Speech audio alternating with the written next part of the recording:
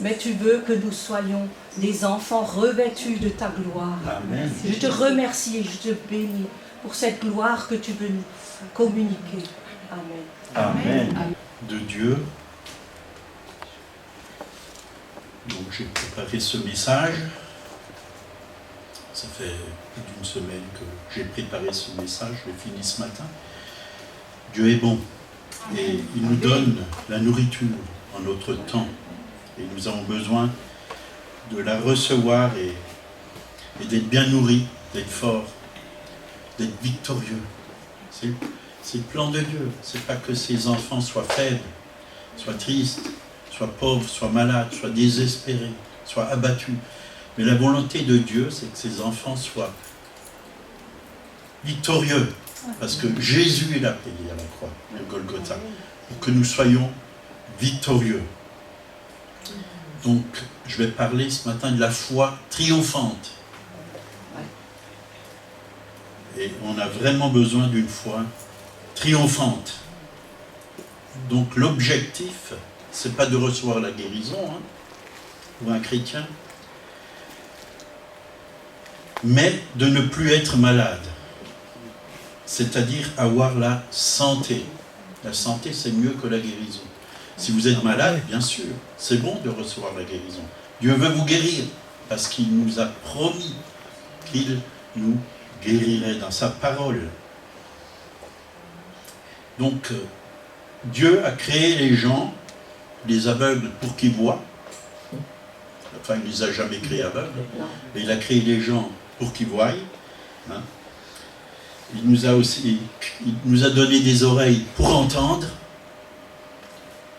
Il nous a donné une bouche pour parler, des pieds pour marcher, pas pour être dans un fauteuil roulant. Dieu désire vraiment se manifester. C'est pourquoi aujourd'hui, quand on voit ce qui se passe, quand vous suivez les réveils qui se passent, et il y en a un peu partout, Dieu fait des miracles. Dieu agit. Dieu se manifeste. Et on voit qu'il n'a pas changé. Ce qu'il a fait il y a 2000 ans, dans les actes des apôtres, il le fait encore aujourd'hui. Alors nous avons besoin de croire vraiment qu'il est le même pour chacun d'entre nous. Et qui veut notre bien. Donc, on ne prie pas pour les promesses de Dieu. Dieu nous les a données. On n'a pas besoin de prier pour ça. On agit sur les promesses de Dieu. C'est ça la volonté de Dieu. Donc, c'est bien de prier pour vos voisins, vos voisines, pour votre ville et votre village. Mais à un moment donné, allez leur parler du Seigneur. Parce que prier, c'est bien, mais ils ont besoin d'entendre qu'il y a un Jésus vivant. Un Jésus qui n'est pas resté dans la tombe, qui est ressuscité. Alors, allez vers eux pour leur parler.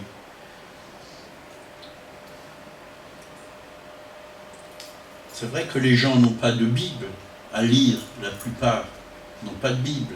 Ou il y en a qui l'ont et elle est pleine de poussière, parce que ça ne les intéresse pas.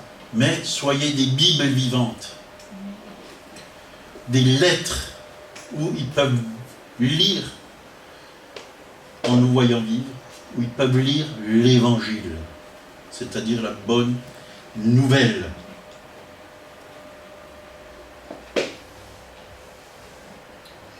Donc Hébreux 6, 12 nous parle, hein, la Bible nous dit, c'est par la foi et la persévérance, non pas par la foi et la prière, mais par la foi et la persévérance. La foi, ce n'est pas un problème, c'est quelque chose de simple. Un enfant peut avoir la foi. Tout simplement, il croit à la parole. Et c'est pourquoi la Bible nous dit bien souvent d'être comme des enfants. La foi ne raisonne pas. Mais la foi s'approprie tout simplement de la parole que Dieu nous communique. Crois seulement, hein, crois seulement. C'est pas compliqué. C'est les gens qui sont compliqués.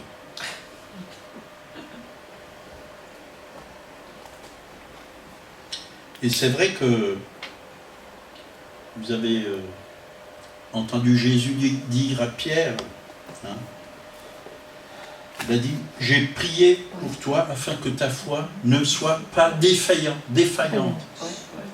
Ben Dieu, il a prié aussi pour chacun d'entre nous, que nous puissions avoir la foi en Dieu. Et je dirais même mieux, la foi de Dieu. Puisque la foi, c'est quelque chose de spirituel. La foi, Dieu nous la communique. La Bible dit, hein, dans Jean 10, verset 17, hein, elle nous dit, la foi vient de ce que l'on entend. Et ce qu'on entend vient de la parole de Christ. Donc, c'est Dieu qui nous communique, on entend avec nos oreilles spirituelles, mais ça rentre dans notre esprit, et c'est Dieu qui nous communique la foi de Dieu. Et si notre foi est défaillante, ben, prenons celle de Dieu. Elle n'échoue jamais. Amen. C'est une foi victorieuse. Et si vous lisez les évangiles, hein, Jésus un jour, il était avec les disciples, il marchait, puis il a vu un figuier. Et il a maudit le figuier. Et qu'est-ce qui s'est passé? Il a desséché. Le lendemain, ils sont repassés. Et il y a eu de l'effet. Bien sûr, je ne vous demande pas maintenant de venir chez moi, j'ai 3 figuiers, et de dessécher mon figuier. Hein. Mais je voulais juste donner un exemple. La foi parle. La foi agit. Vous voyez, le paralytique, il y a 4, il voulait aller vers Jésus, mais il ne pouvait pas passer. Parce qu'il y avait tellement de monde devant la porte. Jésus était en train d'annoncer la parole. Mais il y a 4 personnes qui l'ont pris, ils ont découvert le toit. Bien sûr, ce n'était pas un toit comme aujourd'hui, c'était certainement un toit plus simple. Et ils l'ont descendu devant Jésus. Et il a été guéri. La foi, ça va toujours avec l'action. La foi a des bras, la foi a des pieds. La foi marche, va de l'avant. La foi, c'est une foi qu'on met en action. Si on ne fait rien, on peut prier, prier, prier. Mais si tu ne fais rien sur tes prières, il ne se passera rien. Parce que rien ne donne rien.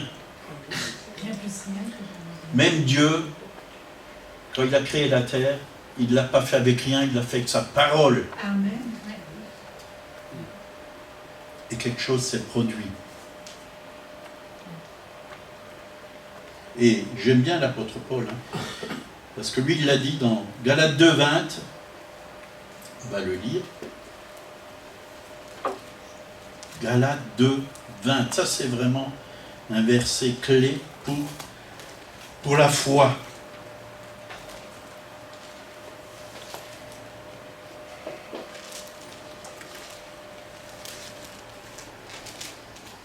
J'ai été crucifié avec Christ, et si je vis, ce n'est plus moi qui vis. C'est Christ qui vit en moi. Si je vis maintenant dans la chair, je vis dans la foi au Fils de Dieu, qui m'a aimé et qui s'est livré lui-même pour moi.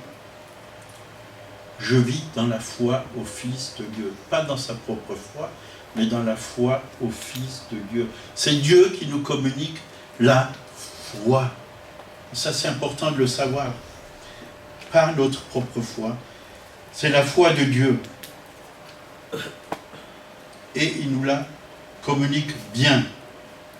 Et la foi n'échoue jamais. Celle qui vient de Dieu n'échoue jamais. Nous, on est limités, mais Dieu est illimité.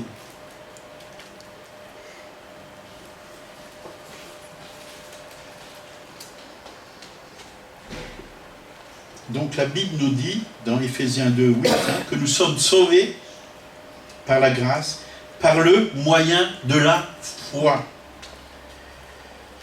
Et cela ne vient pas de nous, c'est un don de Dieu. Vous voyez, la foi, c'est un don de Dieu.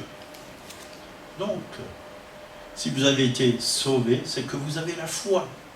Dieu vous a donné ce don. Qu'est-ce que vous faites avec cette foi? Quand vous avez mal à la tête, vous courez dans la boîte à médicaments, dans votre placard où il y a tous les médicaments, et vous prenez Doliprane. un Doliprane. C'est ça la foi? Pas de pub.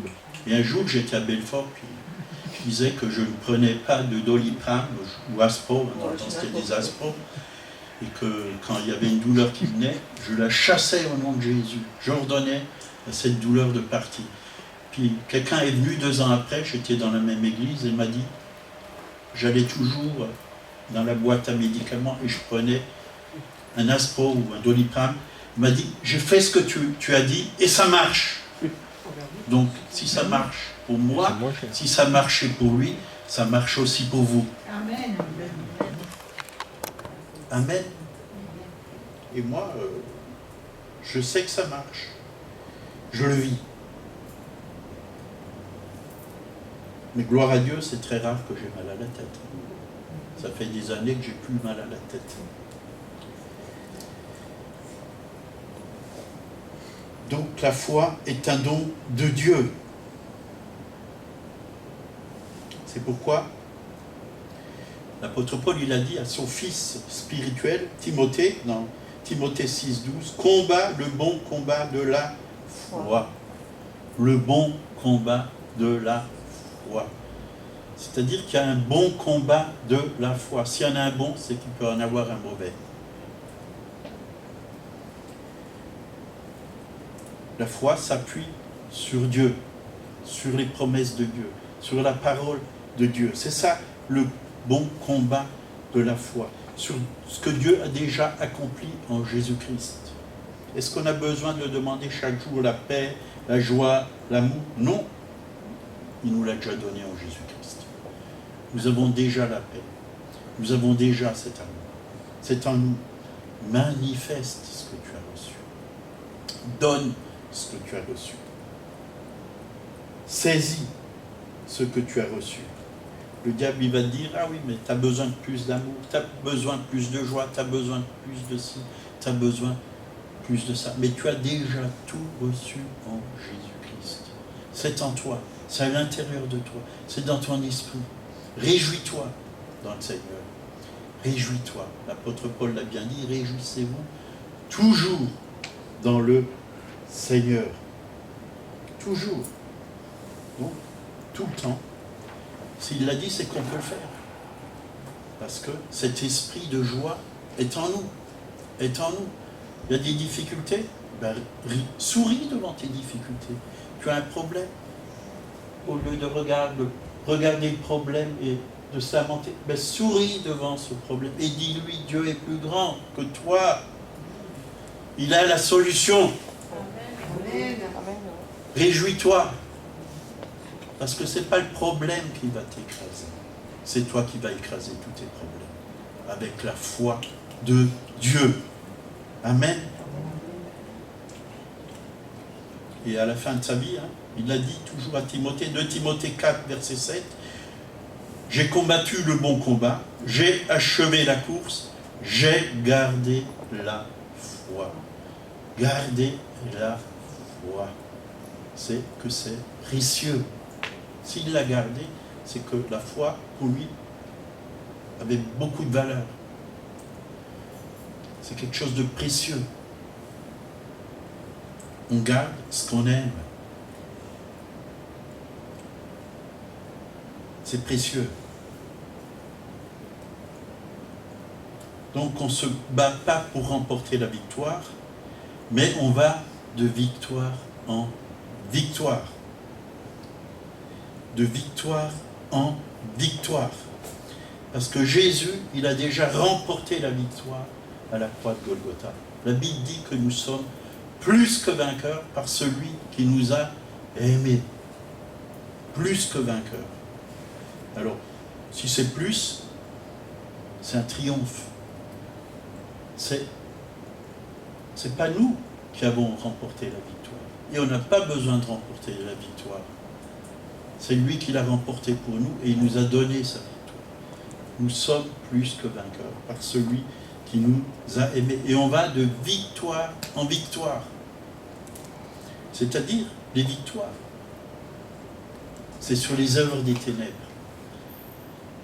que Satan cherche à nous bloquer par toutes sortes de choses, par des jugements, des critiques qu'on a envers nos frères, nos sœurs, envers l'Église en général, avec de l'amertume, de la rancune. L'ennemi cherche à mettre des maladies sur nous. Nous sommes plus que vainqueurs. Et c'est important d'être bien assis. Je parlais encore avec quelqu'un hier, il m'a dit, j'étais assis entre deux chaises. Mais je lui ai dit, tu étais mal assis. Assis-toi sur une seule chaise. Nous sommes assis avec Christ dans les lieux célestes. Et j'ai appris une chose. Un jour, j'ai réfléchi, j'ai dit, ben, c'est vrai, je suis assis avec toi, c'est vrai, dans les lieux célestes. Je ne vais pas prier de la terre pour atteindre le ciel, mais je suis déjà au ciel, assis avec Christ. Je prie du ciel pour les choses qui sont sur la terre. Cherchez les choses d'en haut. Je suis déjà dans le royaume, parce que je suis passé des ténèbres à son admirable lumière, du royaume des ténèbres au royaume de Dieu. Et il y a tout dans le royaume de Dieu. Et je peux apporter ce qu'il y a dans le royaume de Dieu sur la terre.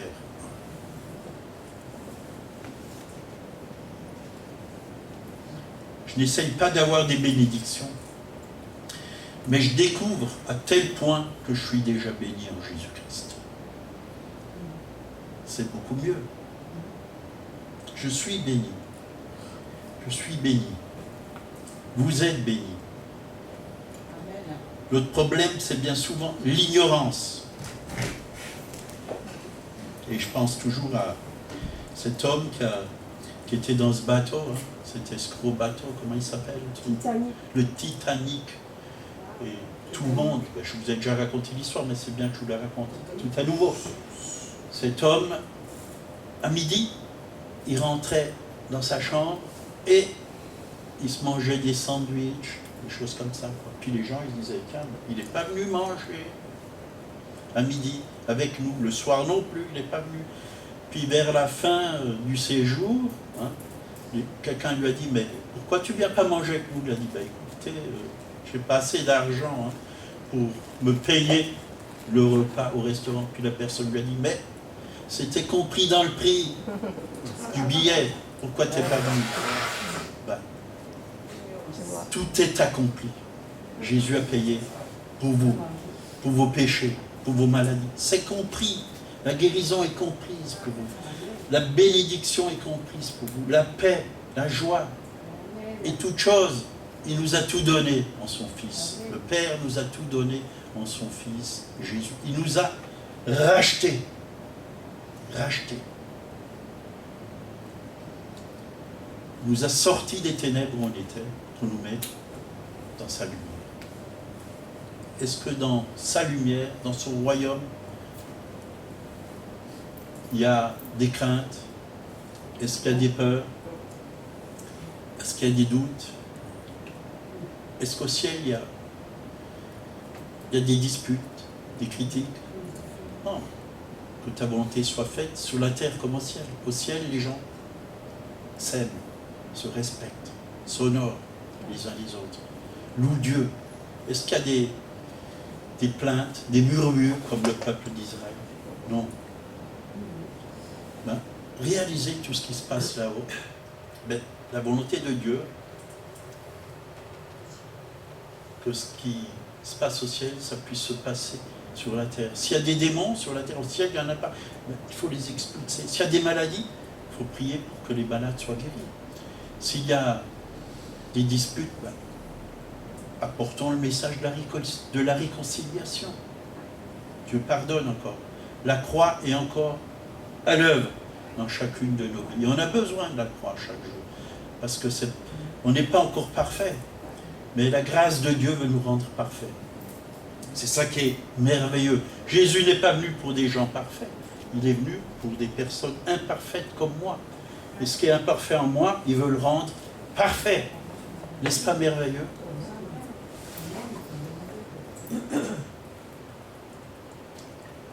Nous avons besoin de changer notre mentalité, notre façon de voir, de penser, de parler, d'agir. parce que souvent on voit les choses avec des lunettes religieuses, mais Dieu veut les enlever. Et il veut changer nos lunettes pour qu'on voie mieux. Voilà ce que la Bible dit dans Romains 5, verset 17. Si par l'offense d'un seul la mort a régné, par lui seul, à plus forte raison, ceux qui reçoivent l'abondance de la grâce. Est-ce que vous avez reçu l'abondance de la grâce? Oui. Et du don de la justice. Est-ce que vous savez que vous êtes juste en Jésus-Christ? Vous êtes même la justice de Dieu. Hein? Régneront-ils dans la vie par Jésus-Christ lui seul? Régneront dans la vie par Jésus-Christ lui seul. Vous savez, vous avez l'autorité dans 3 mondes. Hein? Dans le ciel, sur la terre et sous la terre. Sur les démons. Sous la terre. Est-ce que les démons peuvent nous manipuler? Oui, si on les laisse faire. Si on les laisse faire. Mais nous devons prendre autorité. Et bien souvent, je me fâche. Et je dis au diable, tu es vaincu, cesse maintenant ton cinéma. Tu n'as rien à dire dans ma vie. Je suis un vainqueur. Je règne comme un roi avec Jésus-Christ. Pas tout seul, bien sûr, je ne peux pas régner tout seul, mais avec Jésus-Christ. Je règne dans la vie, puisque c'est la parole de Dieu qui le dit. Nous régnons dans la vie, au lieu d'être dominés par Satan, au lieu d'être dominés par l'infirmité, la misère, nous dominons. Hein? Le plus grand problème, c'est que nous avons, ce n'est pas le diable, mais c'est l'ignorance.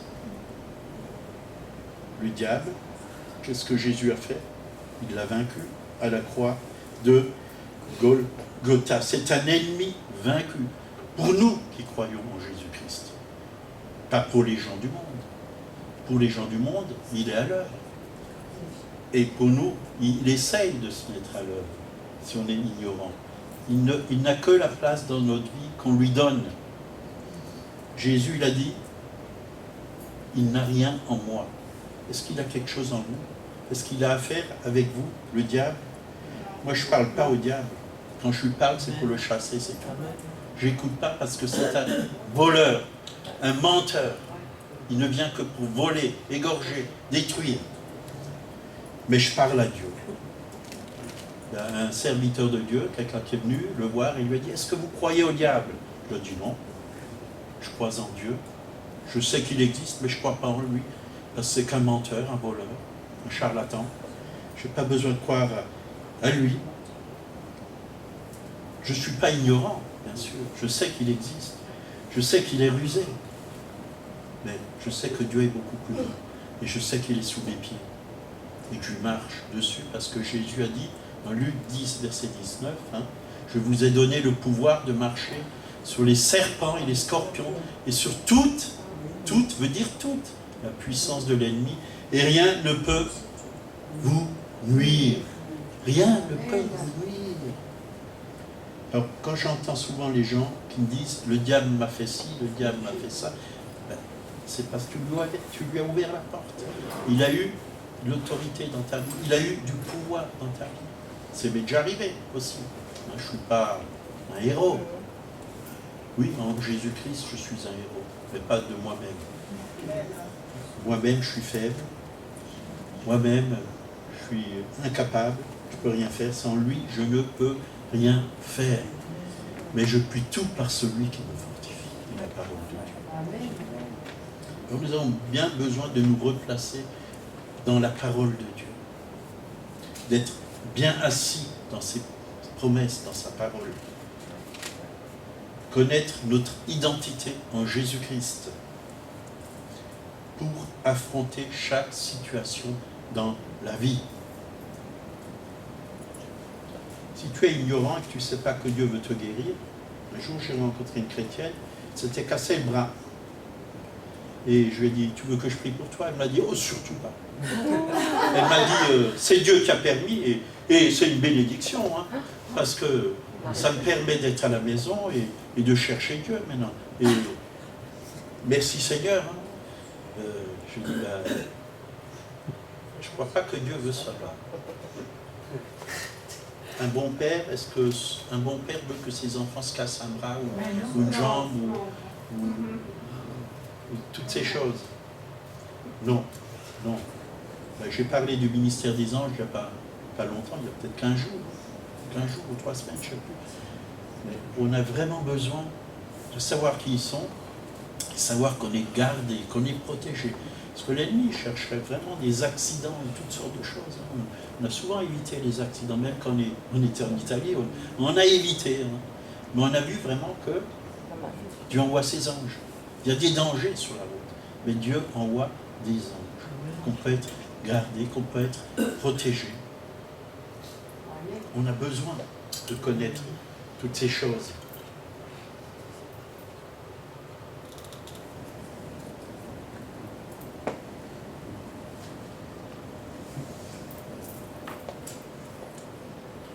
Donc la Bible nous dit dans 2 Thessaloniciens 5, 23, que le Dieu de paix vous sanctifie lui-même tout entier, que tout votre être, l'esprit, l'âme et le corps soient conservés irrépréhensibles lors de l'avènement de notre Seigneur Jésus-Christ. Celui qui vous a appelé est fidèle et c'est lui qui le fera. Donc, on a posé un jour la question à des adultes, où Jésus vit. Alors, je vous la pose aussi ce matin. Il vit où Jésus? Ouais. Alors, ils ont posé à des enfants, il vit où Jésus? Alors, les enfants, ils ont dit, il vit en moi, dans mon corps aussi. Et la réponse est juste, les enfants. Parce que Jésus, quand il vient en nous, il vient se manifester dans tout notre être, dans l'esprit, dans l'âme et l'eau. Parce qu'on lui appartient entièrement, même notre corps lui appartient. Et là, c'est clair dans Romains 8, 11, si l'esprit de celui qui a ressuscité Jésus d'entre les morts habite en vous, celui qui a ressuscité Christ d'entre les morts rendra la vie à vos corps mortels, par son esprit qui habite en vous, rendra la vie à vos corps mortels. La Bible dit que nous sommes le corps de Christ. Et ça, il faut que nous le réalisons. Il y a un chant qu'on chantait à l'église catholique qui est très beau. Vous êtes le corps de Christ. Vous êtes le sang de Christ. Vous êtes ses mains, vous êtes ses pieds. Très beau chant. Vous êtes ses mains. Quand vous posez la main sur quelqu'un qui est malade, c'est la main de Dieu. C'est la main de Dieu. Parce que Dieu vit en nous. Dieu habite en nous. C'est sa puissance qui se manifeste au travers de nous. La tête et le corps sont unis. Nous ne sommes pas la représentation du corps de Christ. La Bible dit que nous sommes le corps de Christ. Jésus a un corps qui est l'Église. Christ, c'est la tête avec son corps. Ce n'est pas un Christ qui n'a qu'une tête. Est-ce que vous avez vu une tête juste se promener comme ça dans les rues? Non, la tête a besoin d'un corps. Et Jésus est tout aussi là-haut dans le ciel que sur la terre au travers de son Église. Il vit sur la terre au travers de son Église. Aujourd'hui, quand vous vous déplacez, c'est Christ qui se déplace au travers de vous. Est-ce que vous le réalisez? Amen. Moi, je le réalise. Je réalise quand je marche dans la rue, je me vois en train de marcher sur les serpents et les scorpions et sur toute la puissance de l'ennemi. Et quand je parle à quelqu'un, je laisse le Saint-Esprit parler au travers de ma bouche et ça va toucher la personne. Quand je prie pour quelqu'un, c'est la main de Dieu. Quand je vois quelqu'un, c'est au travers du regard de Jésus. C'est Jésus qui voit au travers de moi cette personne. Et quand tu vois avec le regard de Jésus et avec le cœur de Jésus, tu as de la compassion. Tu as envie de l'aimer, de l'aider, de lui apporter une solution à son problème. Nous devons, en tant qu'Église, rentrer dans toutes ces choses. Parce que c'est très important. Savoir qui nous sommes, ça fait partie de notre identité. Et bien souvent, l'Église ne sait pas qui elle est. Elle est ignorante. Jésus vit en nous. Ce n'est plus moi qui vis, c'est Christ qui vit en moi. L'apôtre Paul nous le rappelle. Donc, c'est Dieu qui fait son travail en nous. Il nous conduit afin que nous puissions être à la stature parfaite de Christ. Il veut vraiment mettre sa vie en nous. sa vie abondante. Il est venu afin que ses brebis et la vie écrite soit dans l'abondance. Pas un peu de vie, mais beaucoup de vie. Beaucoup de vie. Le Saint-Esprit, par la résurrection de Jésus, est rentré en nous, dans notre cœur, mais aussi dans notre corps, dans notre âme aussi. Il vit en nous, il habite en nous. Et ce qui a été démoli dans notre âme, Dieu le reconstruit. Il restaure nos âmes, il guérit nos corps. Vous savez, quand Jésus est allé sur la croix, il a pris nos péchés, il a pris nos maladies, mais il nous a pris entièrement avec lui. Nous avons été crucifiés avec lui. Tout notre être a été crucifié pour nous donner une nouvelle vie. Dans tout notre être, dans notre esprit, dans notre âme et dans notre corps.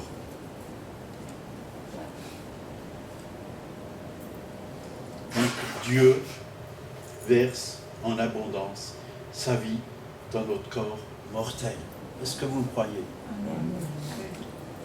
Et je crois que la foi, c'est aussi une expression de la louange. J'en ai parlé mercredi. Je te loue, a dit David, de ce que je suis une créature si merveilleuse. Je te loue parce que j'ai des bras formidables, j'ai des mains qui sont formidables, je peux travailler avec ces mains, je peux bouger. Je te loue parce que je peux voir avec mes yeux, je peux voir les couleurs, c'est formidable. Seigneur, tu as créé des couleurs extraordinaires, tu as créé des fleurs de toutes sortes de formes et toutes sortes de parfums. Tu as créé des arbres qui sont tellement beaux, tu as créé la lune, les étoiles, tu as créé des êtres humains et ils sont tous différents. Mais ceux qui t'appartiennent, tu habites en eux, n'est-ce pas merveilleux? Quand on est gracié. Donc dans Romains 6, 12, là il nous est dit, c'est par la foi et la persévérance que nous héritons les promesses, la foi et la persévérance. Pas par la foi et la prière, mais par la foi et la persévérance.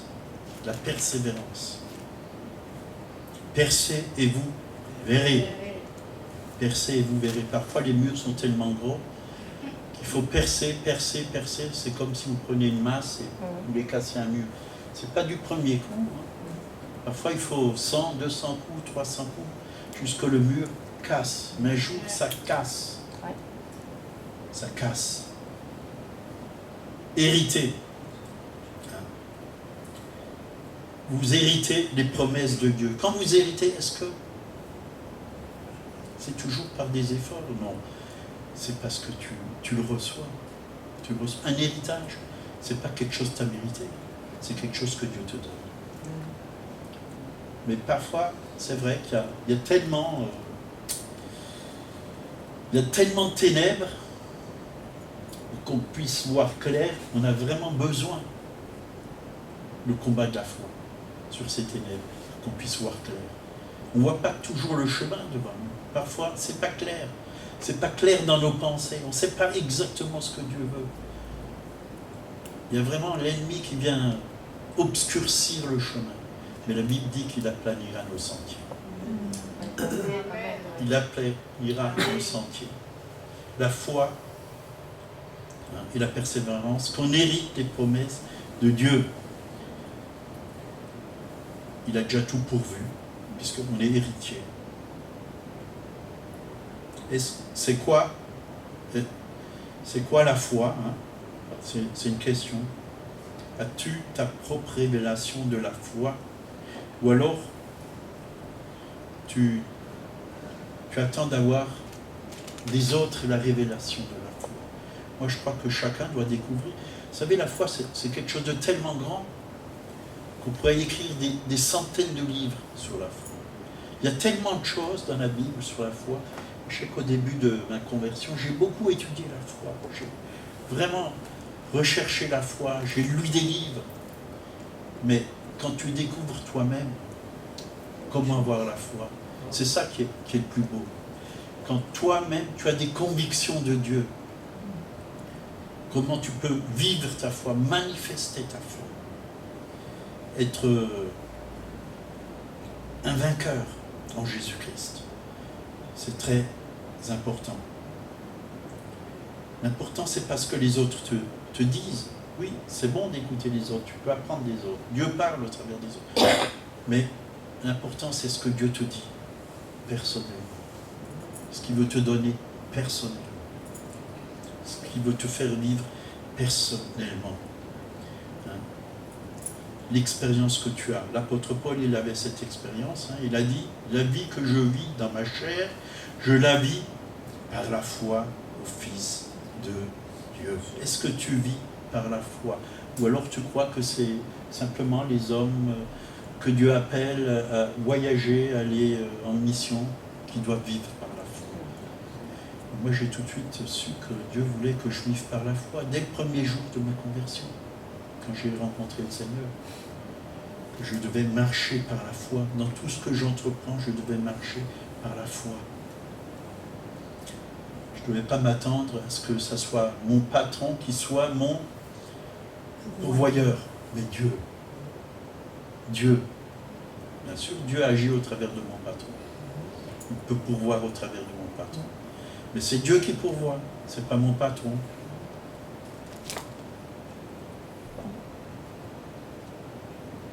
Et la même foi qui est en Jésus-Christ, que Paul avait en Jésus-Christ, elle est en toi.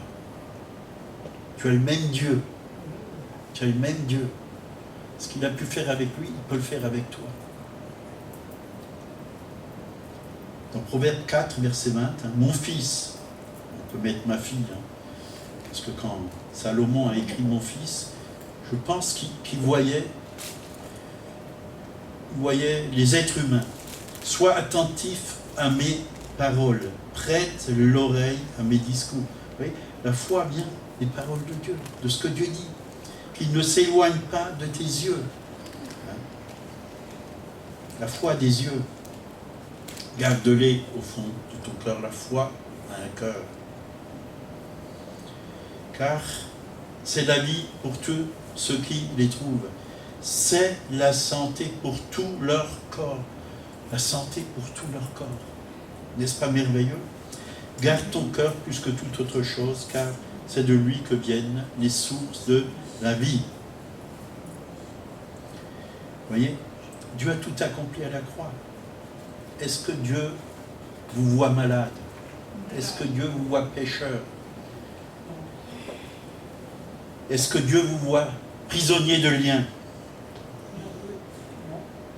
Il a déjà tout accompli. Il a déjà tout payé pour toi. Tu n'es pas obligé de rester dans les liens du péché. La Bible dit que vous connaîtrez la vérité, et la vérité vous rendra libre. La révélation de la connaissance de Dieu va nous rendre totalement libres. Ça, il est important de méditer la parole, de prendre du temps dans la parole, de laisser vraiment la parole pénétrer au fond de notre cœur et de nous transformer. Hein, déjà, vous êtes purs, il a dit aux disciples, à cause de la parole que vous avez entendue. Quand vous lisez la parole de Dieu, c'est un bain de purification.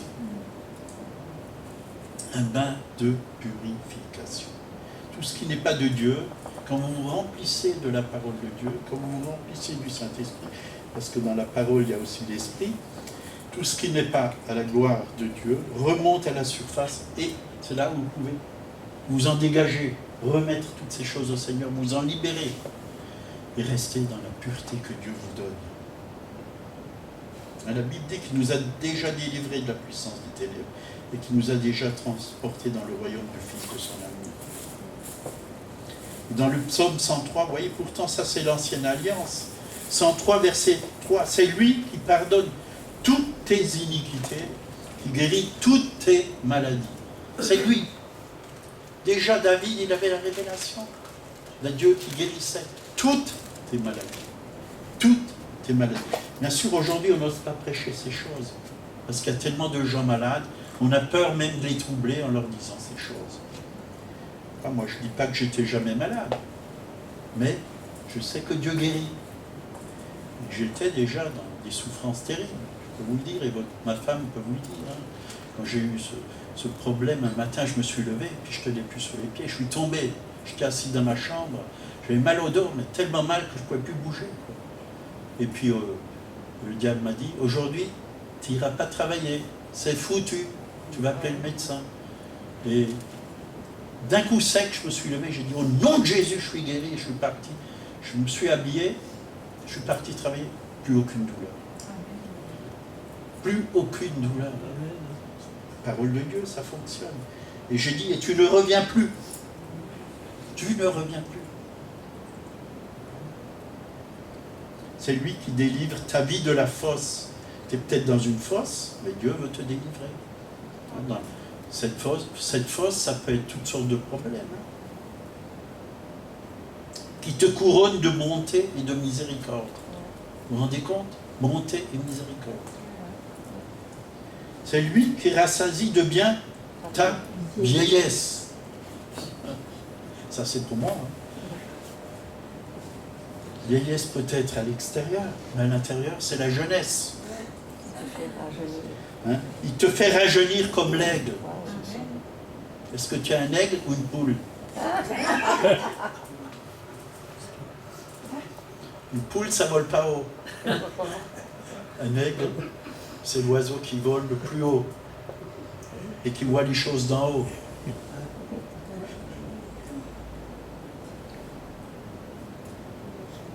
Vous savez, on peut se poser toutes sortes de questions. Hein. Ouais, pourquoi la maladie? D'où elle vient?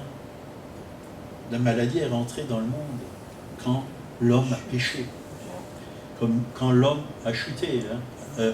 Dieu a dit à l'homme, le jour où tu en mangeras de cet arbre de la connaissance du bien et du mal, tu mourras. La mort, d'abord est venue la maladie, puis la mort, parce que le salaire du péché, c'est la mort. Le salaire du péché, c'est la mort. La maladie est rentrée dans le monde. Et la maladie, ça peut vous tuer. Le péché, ça peut vous tuer, ça peut vous emmener à la mort. La maladie peut vous tuer. Et c'est important de savoir que quand Adam et Ève, ils étaient dans le jardin d'Éden, tout de suite, quand Dieu les a placés, ils étaient en bonne santé. La maladie n'existait pas. Ils étaient saints, purs, sans tache. Ils avaient la communion avec le Père. Même le Père venait dans le jardin, il marchait dans le jardin, ils entendaient les pas du Père, ils parlaient avec le Père. Le Père leur donnait des conseils. Mais maintenant, tu as Jésus, la communion est restaurée par la croix. Tu peux revenir au Père, tu peux entendre la voix du Père, tu peux entendre cette voix qui te dit « Je t'aime ». Je t'aime d'un amour éternel. Dieu nous aime. La communion est rétablie. Et le péché n'a rien à faire dans ta vie. La maladie peut prendre autorité. Quand le péché arrive à sa maturité, ça produit la mort. Le salaire du péché, c'est la mort. Hein, la Bible, on a lu que la mort a régné, hein, mais maintenant, c'est la vie qui règne. Il y a le règne de la mort qui vient du péché, mais il y a le règne de la vie qui vient de l'esprit de vie. La loi de l'esprit de vie m'a affranchi de la loi du péché et de la mort. Nous ne sommes plus sous cette loi. Et si vous y êtes, sortez-en au plus vite possible et venez dans le règne de la vie avec Christ. Vous connaîtrez la vérité et la vérité vous rendra libre. Libre dans tous les domaines. Dans tous les domaines. Version David Martin, 1747, Jean 8, 32. Vous connaîtrez la vérité et la vérité vous rendra libre. Certains disent affranchira, vous affranchira. Mais là, vous rendra libre. Tu es libre. Hein, quelqu'un qui était emprisonné, hein, le jour où on le libère, il est heureux. Hein. Ben, moi, j'étais emprisonné pendant 22 ans. Dans les chaînes du péché, de la mort, des ténèbres. Je ne pouvais pas faire ce que je voulais. J'ai été esclave de la cigarette. J'ai été esclave de la drogue. J'ai été esclave de plein de mauvaises choses que l'ennemi a mis sur moi, m'a lié. Mais quand je suis venu à Christ, j'ai été libéré. Libéré. Et Dieu veut des chrétiens libres, pas des chrétiens esclaves. 1 Jean 5, versets 4 et 5, et ces commandements ne sont pas pénibles. Voilà, quelque chose qui n'est pas pénible, ces commandements ne sont pas pénibles. Parce que tout ce qui est né de Dieu, est-ce que tu es né de Dieu? Qui est né de Dieu ici? Levez vos mains. Tout ce qui est né de Dieu triomphe du monde. Et la victoire qui triomphe du monde, c'est notre foi. Vous voyez, c'est important notre foi. La victoire qui triomphe du monde, c'est notre foi. Ceux qui n'ont pas levé la main, je vais prier pour vous. Parce que j'en ai vu, il ne faut pas lever la main. Dieu veut vous libérer. En tant qu'enfant de Dieu, vous détenez en vous la puissance de la foi. Vous pouvez vous libérer pour triompher du monde. C'est quoi le monde? On peut se poser la question. Et on va finir ce verset, verset 5. Qui est celui qui a triomphé du monde, sinon celui qui croit que Jésus est le Fils de Dieu? Est-ce que tu crois que Jésus est le Fils de Dieu? Alors tu triomphes du monde. Donc tu as la foi pour triompher du monde. Donc c'est quoi le monde? 1 Jean 2, versets 15 à 17. N'aimez point le monde, ni les choses qui sont dans le monde. Si quelqu'un aime le monde, l'amour du Père n'est point en lui. Car tout ce qui est dans le monde, la convoitise des yeux, de la chair, la convoitise des yeux, l'orgueil de la vie, ne vient point du Père, mais vient du monde. Et le monde et sa convoitise aussi, mais le monde passe et sa convoitise aussi. Mais celui qui fait la volonté de Dieu demeure éternellement. Le monde, c'est tous ceux qui sont sous l'esprit du Dieu de ce monde, c'est-à-dire Satan. Satan n'était pas destiné à être le Dieu de ce monde, mais il est devenu parce que l'homme lui a donné l'autorité pour être le Dieu de ce monde. C'était Adam et Ève qui devaient dominer le monde, pas le diable. C'était eux qui devaient gérer le monde. Multipliez-vous, remplissez la terre, dominez, multipliez-vous. C'était pas le diable. Mais l'homme a donné l'autorité au diable. Donc Jésus nous a dit, il a vaincu le monde. Dans sa parole, il y a plusieurs passages, je ne vais pas vous chercher tous les passages, mais il a vaincu le monde, il a vaincu le diable, celui qui est dans le monde. Et il est dit que celui qui est en nous est plus grand que celui qui est dans le monde. Il est plus grand que le diable, et que tous les péchés et tout le mal qui est dans ce monde, il est en nous, il est le plus grand. Est-ce que vous le réalisez, cela? Ou alors vous vous sentez tout petit, mais nous sommes en lui, et lui est en nous. Et ensemble, on peut détruire les œuvres du diable. Il a dit, vous ferez les choses que j'ai faites, et vous en ferez de plus grandes, parce qu'il nous a envoyé quoi? Le Consolateur, le Saint-Esprit. Nous avons la puissance. La puissance. On ne va pas s'enorgueillir de toutes ces choses. Mais de ne pas croire toutes ces choses, c'est de l'orgueil.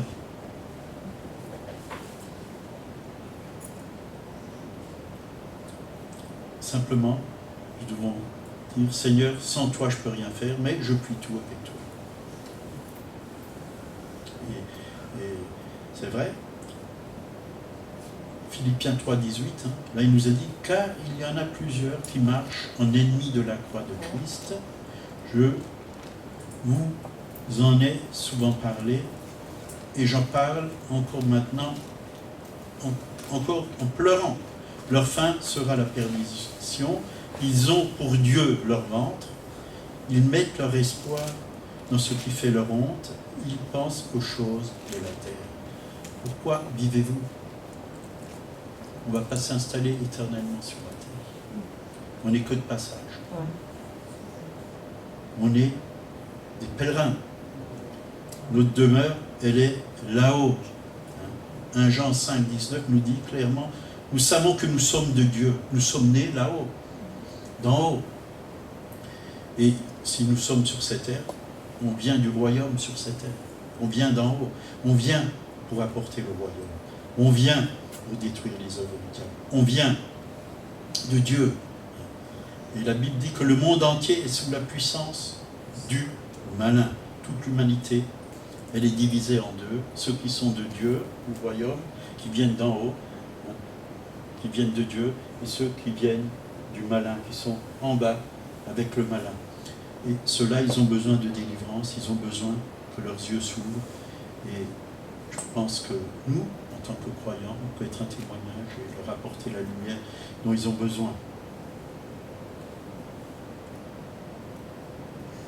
Jésus a dit, en parlant du monde, Jean 16, verset 33, « Vous aurez des tribulations dans le monde, mais prenez courage, j'ai vaincu le monde. » Jésus a vaincu le monde.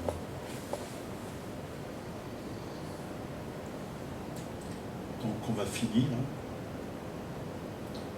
2 Corinthiens 2, 14. « Grâce soit rendue à Dieu, qui nous fait toujours triompher en Christ. » Toujours triompher en Christ. Et qui répand par nous en tout lieu l'odeur de sa connaissance. Et moi j'aime bien les mots clés, toujours triompher en Christ. Pas de temps en temps, mais toujours. Alors, soit on croit à la parole de Dieu, soit on ne croit pas à la parole de Dieu. Le mot toujours, en latin, en grec, en hébreu, c'est toujours. En français, c'est toujours. En turc, c'est toujours. Dans toutes les langues, c'est toujours. Romains 8, 37, mais dans toutes ces choses, nous sommes plus que vainqueurs par celui qui nous a aimés, plus que vainqueurs maintenant. Maintenant, tout le temps, plus que vainqueurs. Pourquoi on serait pendant un jour, le jour où on est au culte, on entend la parole, et on rentre à la maison, voilà, on se dispute avec sa femme, ses enfants, on n'est plus vainqueurs. On est défaits. Non, mais restons en Christ. Un dernier verset, après le prochain, on va s'arrêter. Un dernier verset. 1 Jean 4, 17. Tel il est, tel nous sommes aussi dans ce monde, puisqu'on parle du monde. Voilà. Tel il est, ainsi aussi nous sommes dans ce monde. Jésus, il est où? À la droite du Père. Il est dans la gloire. Et nous aussi, on a cette vie victorieuse. On a cette vie glorieuse. Il est dans la paix, nous sommes dans la paix. Il est dans la joie. La tête et le corps sont un. La tête et le corps sont un. Ils ne peuvent pas être désunis. Nous partageons la même vie que Christ. Il est au ciel, mais le corps, il est sur la terre. Mais Jésus est aussi sur la terre au travers de son corps. Il n'est pas seulement dans nos cœurs, comme je vous l'ai dit avant, mais il est dans tout notre être. Il habite en nous, il vit en nous. L'Église, c'est quoi? C'est Christ. C'est Christ. Donc, on va s'arrêter là. Il y aurait tellement de choses à dire sur la foi, mais on va s'arrêter là. Seigneur, merci parce que ta parole est la vérité. Nous voulons la recevoir, nous voulons l'accepter, nous voulons la vivre jour après jour, être des témoins où tu nous places. Merci. Merci parce que oui, tu nous as donné des noms, Seigneur. Oui. Triomphe du monde. Tu nous as donné plein de paroles qui sont merveilleuses. Ne voulons pas simplement qu'elles passent sur nous comme de l'eau sur les plumes d'un canard. Nous désirons que ces paroles rentrent au plus profond de notre cœur, qu'elles pénètrent dans notre être intérieur et qu'elles se manifestent au travers de nous, que nous puissions les vivre réellement sur cette terre. Merci Jésus. Merci pour ton Église. Tu as dit que tu vas la rendre belle, sans tache et sans ride. Nous le croyons. C'est toi qui le fais. C'est toi qui le fais. Mais nous voulons tout simplement t'obéir, Seigneur, et marcher avec toi. Au nom de Jésus, Amen. Amen. Que Dieu